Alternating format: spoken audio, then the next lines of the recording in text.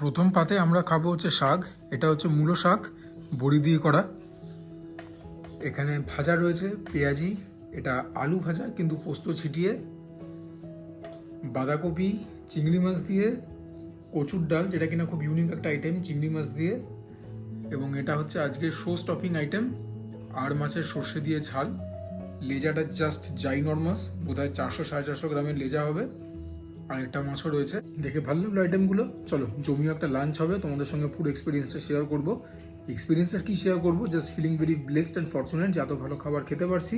আশা করি তোমরাও সবাই খুব ভালো আছো, সুস্থ আছো এবং নিজেদের অবসর সময় সুজয় ক্রনিকলস দেখছো। চলো আপাতত শাকটাকে সাইডে রেখে প্রথমে একটুখানি ঘি ভাত খেয়ে নিই, যখন এত সুন্দর সুন্দর ভাজা রয়েছে।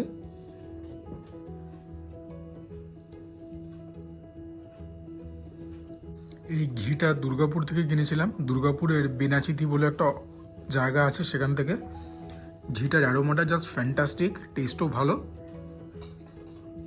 তো বিভিন্ন এরকম জায়গায় গেলে এরকম লোকাল কিছু জিনিস কিনবার আমার ইচ্ছা বরাবরই থাকে। আর দুর্গাপুর বার্নপুরে আমি কি দেখেছি, ওখানকার মিষ্টির কোয়ালিটি কিন্তু আমাদের কলকাতার বড় বড় মিষ্টি দোকানের সঙ্গে এট পার। ঠিক আছে, ঘিটাও খুব ভালো। প্রথমে পেঁয়াজিতে হাত দেবো। বাহ, ডাল বেটে পেঁয়াজি করা, একটা জম্পেশ গ্রাস হোক। একদম মুখে হাসি আনতে অভ্যর্থ এরকম খাবার। পেঁয়াজিটা জবরদস্ত হয়েছে আর ঘিটাও খুব ভালো, মানে ঘিটা একদম চ্যাম্পিয়ন ঘি। একটু আলু ভাজাও নিই।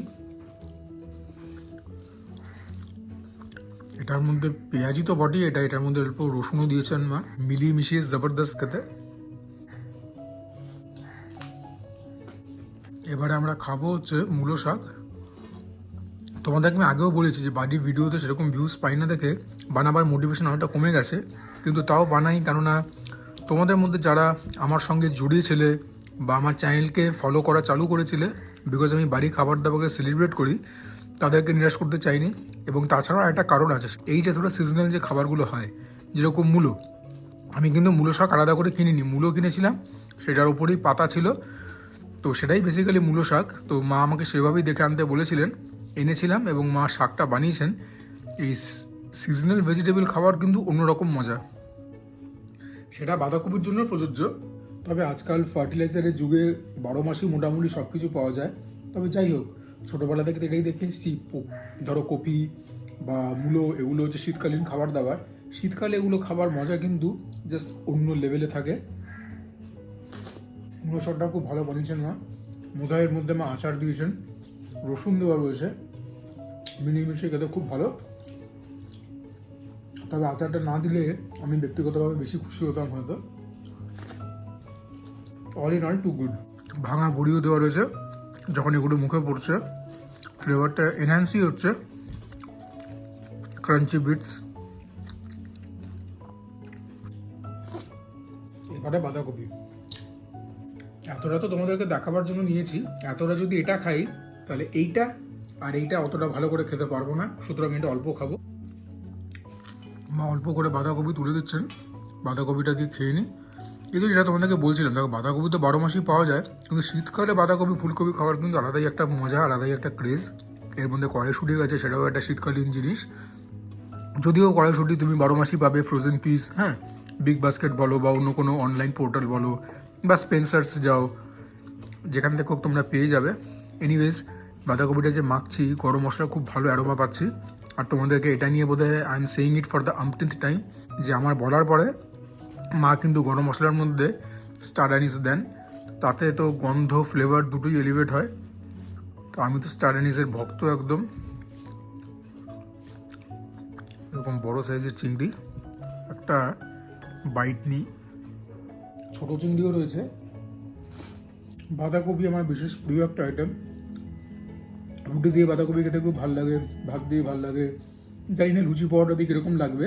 তবে তোমাদের একটা কথা বলে রাখছি, এই যে এত আইটেম দেখছো, মা কিন্তু সবগুলো আজকে বানাননি, সেরকম শরীরের অবস্থা তো ওনার নেই। আজকে মাছটা করেছেন, কালকে উনি ডাল আর বাঁধাকপিটা করেছিলেন। ওর জন্য কী হলো বলতো, ব্যাপারটা ওনার উপরেও বেশি চাপ পড়ছে না। আমিও যখন খাচ্ছি তোমাদেরকে একসঙ্গে দেখাতে পারছি, দুকুলি রক্ষা হলো। তোমরা লাস্ট একটা বাঁধাকপির বাইট দেখো, এই যে ছোটো চিংড়ি, তার সঙ্গে আলু চটকে নিয়ে একটা আলটিমেট বাইট। বেশি পদ হয়ে গেলে মুশকিল হয়, আজকাল কম হচ্ছে, আগে আরও বেশি হতো, যে যতই ভালো লাগুক বেশি ভাত কোনোটা দিয়ে খাওয়া হয় না, তো ডাল দিয়ে এটুকুনি খাবো। হয়তো এই ডালটা আমার খুবই ফেভারিট, এটার মধ্যেও বড় চিংড়ি গেছে, ছোট চিংড়িও গেছে। এই ডালটা আমার বিশেষ প্রিয়। এই ডালের রেসিপি কিন্তু চ্যানেলে রয়েছে, একটুখানি পুরনো ভিডিও, তো তোমরা দেখতে পারো চাইলে পরে।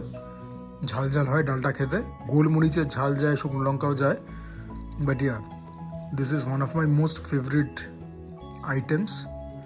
ব্যাস আর লাগবে না।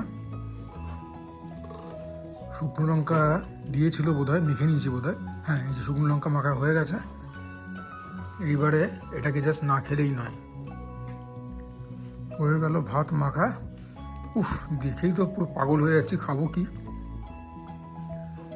বড় সাইজের চিংড়ি, ছোটও গেছে একটা। চিংড়ি দিয়ে প্রথমে একটা এমনি বাইট নেব। তোমাদের মধ্যে কজনের বাড়িতে কচু দিয়ে চিংড়ি মাছ দিয়ে এরকম ডাল হয় আমাকে কমেন্টে জানাতে পারো। এবং নাম যতই কচুর ডাল হোক, এর মধ্যে কিন্তু কোনো রকম ডাল যায় না, কচুটাকেই সেদ্ধ করে তারপরে সেটাকেই মানে কি বলবো, মানে প্রায় লিকুইড করে এই জিনিসটা তৈরি হয়। Just amazing. রঙটা হলুদ হলুদ দেওয়ার জন্য হয়েছে। এটা যে বানিয়েছে না আজকে, একদম মাঠের বাইরে ছক্কা। ঝাল ঝাল হয়েছে, ঝালটা প্রাইমারিলি গোলমরিচ থেকে আসছে, পারফেক্টলি সিজন। মাঠের বাইরে ছক্কা বললে আর এরপরে কী বলতে পারি। এবং বিশ্বাস করো, এই ভিডিওগুলো বানাতেও কিন্তু যথেষ্ট এফর্ট লাগে। সুতরাং যারা বাড়ির খাবার দাবার দেখতে পছন্দ করো, প্লিজ ভিডিওটাকে লাইক করে চ্যানেলটাকে সাবস্ক্রাইব করে পাশে থেকো, তাহলে পরে এরকম ভিডিও আনার মোটিভেশন আরও বেশি মাত্রায় পাবো। আলু ভাজা পোস্ত দিয়ে ছেটানো এই ডালটার সঙ্গে আমার বিশেষ ভালো লাগে। তোমার একটা লাস্ট বাইট দেখে নাও, চিংড়ি মাছ, আলু ভাজা আর এই হেভেনলি ডাল। Oh, absolute bliss.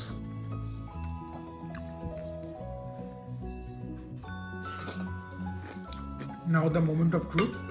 এই হিউমাঙ্গাস আর মাছের লেজ আমার ভাতের মধ্যে আসবে, আগে লেজটা দিন।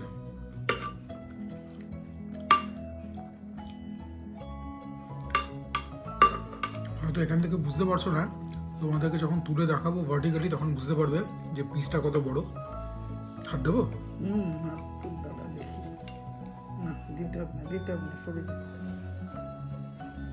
এই হচ্ছে লেজের সাইজ, জাস্ট হিউমাঙ্গাস। তো এই হ্যানুর লেজকে সাবার করতে হবে, ওর জন্য বাকি আইটেম তো একটু কম খেতে হতোই। সর্ষে দিয়ে এই ঝোলটা বানানো হয়, ঝালটা, এটা কিনা আমার বিশেষ প্রিয়। এবং মা এই রান্নাটা খুব ভালো করেন, মানে খুবই ভালো করেন আর কি, খারাপ তো কোনোদিন খাইনি।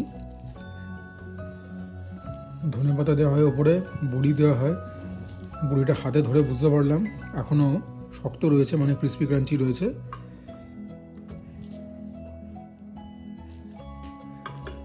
গরমা গরম আর মাছের ঝাল আর ভাত, একদম ডিলা গ্র্যান্ডি মেফিস্টোফেলিস ব্যাপার স্যাপার। ঝোলের রঙটা তোমরা দেখতেই পাচ্ছ, একদম রকরকে লাল। এটার থেকেও খুব সুন্দর অ্যারোমা বেরোচ্ছে। তো প্রথমে একটা বাইট তোমাদেরকে এমনি নিয়ে বলি প্রিপারেশনটা কিরকম হয়েছে। ফাটিয়ে দিয়েছি পুরো। এই ঝোলটা আমার খুব ভালো বানায়, আজকে তো উন্নত হয়নি, আর মাঠে বেড়ে ছক্কা নিয়ে দিতে। সর্ষেটাকে খুব কেয়ারফুল ইউজ করতে হয়, আগে অনেক ভিডিওতে বলেছি। একটুখানি বেশি মাত্রায় ব্যবহার হয়ে গেলে তিক্ততা চলে আসে। আজকে সেরকম কিচ্ছু হয়নি, নুনটা টু দ্য পয়েন্ট, ঝালটা ঠিকঠাক হচ্ছে। গরম গরম ভাতের সঙ্গে এই ঝোল খেতে একদম অমৃত। তোমরা মাছটা একবার দেখো, মাছের ওপরে এই চামড়া আর তেলের লেয়ারটা দেখে বুঝতে পারছো যে মাছটা কত বড় ছিল। ওহ, এইটা যদি ফ্রেশ মাছ না হয়, আমি জানি না আর কোন মাছকে ফ্রেশ বলবো। ব্যাপক। আর মাছটা, একটা কথা মা বারংবার বলেন যে মাছের গুণে ঝোলের স্বাদ বেড়ে যায়। তো হাড়ে হাড়ে টের পাচ্ছি সে ব্যাপারটা। মাছ দিয়ে ভাতের একটা গ্রাস নিতে হবে। লঙ্কা ভাজার বাইট নিলাম, ফ্লেভারটা এলিভেট হলোই। এবারে বড়িটা সৎ ব্যবহার করতে হবে। দেখতে পাচ্ছ তো শক্ত রয়েছে বড়িটা, just the way I like it. বড়ি মিয়ে গেলে ভাল লাগে না, বড়ির থেকে একটা আলাদা ক্রিস্পি ক্রাঞ্চি এলিমেন্ট পাওয়া যায়, তাতে টেক্সচারাল এলিমেন্ট এলিভেট হয়, খেতে অনেক গুণ ভালো লাগে যে কোনো খাবার। বড়ি দিয়ে মাছ দিয়ে একটা জম্পেশ বাইট হবে ভাতের, মার্ভেলাস। আর তো সেরকম দেখাবার কিছু নেই, তবে এই যে তোমাদের সঙ্গে এইটুকুনি শেয়ার করতে পারলাম, I am feeling very very blessed and fortunate. কিন্তু এই যে তোমাদের সঙ্গে এটুকুনি শেয়ার করতে পারলাম, এটাই বা কম বড় প্রাপ্তি কি। তোমরা এটা লাস্ট বাইট দেখো, যেখানে কিনা আলু ভাজা নেবো, বড়ি নিয়ে নেবো অল্প, মাছও নিয়ে নেবো অল্প, সব সমেত একটা মেগা বাইট হবে।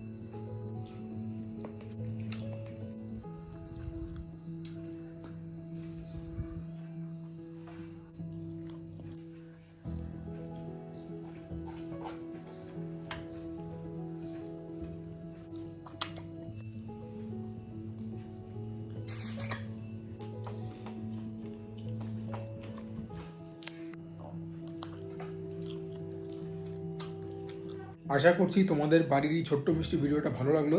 যদি ভালো লাগে প্লিজ তোমরা ভিডিওটাকে লাইক করো, চ্যানেলটাকে সাবস্ক্রাইব করো, তোমরা কমেন্ট করবে, তোমাদের কমেন্ট থেকে যাবতীয় মোটিভেশন এবং ইন্সপিরেশন পাই। যদি মনে করো ভালো কন্টেন্ট বানাই, you guys can share my content with your friends and family. And for now this is me Sujoy signing off. তোমরা সবাই ভালো থাকো, সুস্থ থাকো, জমিয়ে খাওয়া দাওয়া করো, তার সঙ্গে ওয়ার্কআউট করো, because that is imperative. And keep an eye on what's going on Sealdah court. Tilottama কেসটা কী হচ্ছে সেটার ব্যাপারে কিন্তু আমাদেরকে এখনও ওয়াকিবহাল থাকতে হবে।